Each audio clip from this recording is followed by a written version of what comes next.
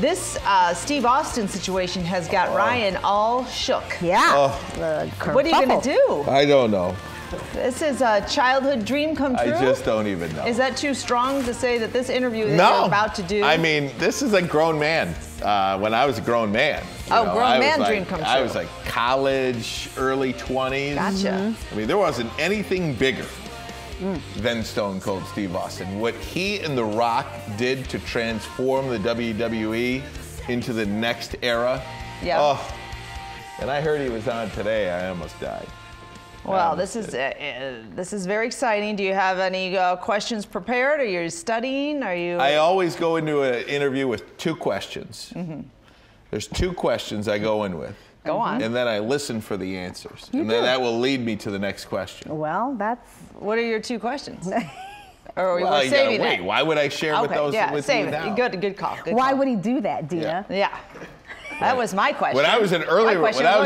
When I was an early reporter, Seemed like a logical follow-up. When I was an early reporter, you know you're going to interview somebody. You write like 20 questions down. Oh yeah. Question 1.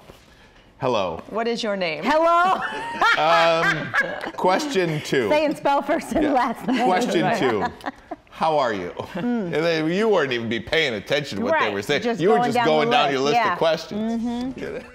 Are you kidding me? Stone Cold Steve Austin setting out on the road for an epic adventure across America. He is one of the greatest names ever in the WWE. And even though he's retired from professional wrestling, he's not taking it easy. He has a new series premiering this Sunday on A&E. Stone Cold Takes on America, and he joins us live now. Can I get a hell yeah? Oh, hell yeah. Stone Cold, it is so great to talk to you, sir. What an absolute thrill. My goodness. Tell me about this new series. I was watching some of the clips this morning, and it just looks like Stone Cold having fun with everyday Americans. And that's exactly what the show's about. I got a chance to get back on the road, and as you saw, there's a couple of epic RV shots in there. And I'm supposed to be taking on America, these different adventures, things I never got a chance to do, some ideas from the network, kind of fish out of water stuff you'd never expect a guy like me to do. But through the beginning of the show, I was taking on RVs. We had so many RV breakdowns and got stranded almost out in the middle of nowhere several times. I didn't know what was going on. So I was trying to take on America, but we had a lot of challenges. But the crew was so epic and we bonded together like a family. It was an absolute blast to film this show, and I hope everybody has as much fun watching it as I had making it. Should be Stone Cold Takes on the RV if you had to, do any repairs.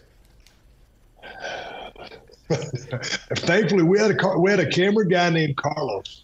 We were out at Sand Mountain, just in the middle of nowhere, and the slides of my RV wouldn't come in. So Carlos got in there somehow and used a camera battery to rewire the slides and make them come in. Problem was, one of the slides back here in the bedroom wouldn't come in. At some point, we said we had to say, hey, to hell with it. We just had to drive all the way back into town with the slide out. So it was stuff like that and the epic failures and a lot of successes, but the crew and I had so much fun together. It really is. It was a family of about 13 going down the road, raising hell and having a good time. Stone Cold, when you're in the WWE, and it's one thing to get on top. It's a completely different thing to stay on top. Are you so locked in that a show like this and experiences like this you just simply never had in your while you're working in the WWE? Man, this was a totally different endeavor, and we kind of had to find our way.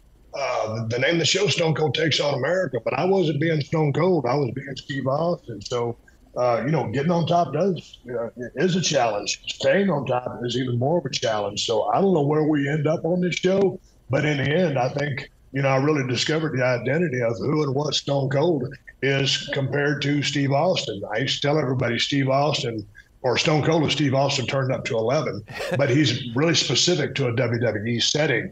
As Steve Austin, I try to be very adaptable in any surrounding I get to, but I didn't have that era or that type of confidence that Stone Cold brings. So, hey man, we weather a lot of storms through this. And I hope people enjoy seeing me having the time of my life, but also see me very uncomfortable in situations that I certainly did not conquer. And in one of those, I believe I saw you in one of the clips, Steve, put on like a headset at a fast food restaurant. Were you taking orders at a fast food place? Man, that was one of the hardest jobs I've ever done. And you know, when you go in on day one, you got to learn the system. So yeah, there were several moments like that where my problem is, I don't know if it's my problem, but it's how I'm wired. I expect to be great at something as soon as I do it. Well, not so fast, my friend, because you don't just walk in into someone else's shoes, a different job, and perform flawlessly. So sometimes I should have found the humor in that and played upon that, but I was trying to be perfect and make people happy. So in season one, and without shooting a pilot, you're throwing stuff at the wall and you're seeing what sticks. We finally figured out what sticks, and then we started going with that. But the show was very challenging to make, but it was also very fun to make, and I had the time of my life. But trying to perform at an excellent level at someone else's job, not so fast. You got a bunch of people rooting for you, Steve. It is an absolute thrill to speak with you this morning. I have to give a couple of shout-outs. My good friend Braylon Edwards, who played for the Jets and the Browns, says you single-handedly saved wrestling along with that whole group. And four-time Stanley Cup champion Darren McCarty for the Red Wings wanted me to say hello and hell yeah as well. Hey, thank you very much for that. For the people who watch Stone Cold going through those storylines, I hope they enjoy Steve Austin going through these storylines. I appreciate that very much. Absolutely. All the best, sir. Thank you so much.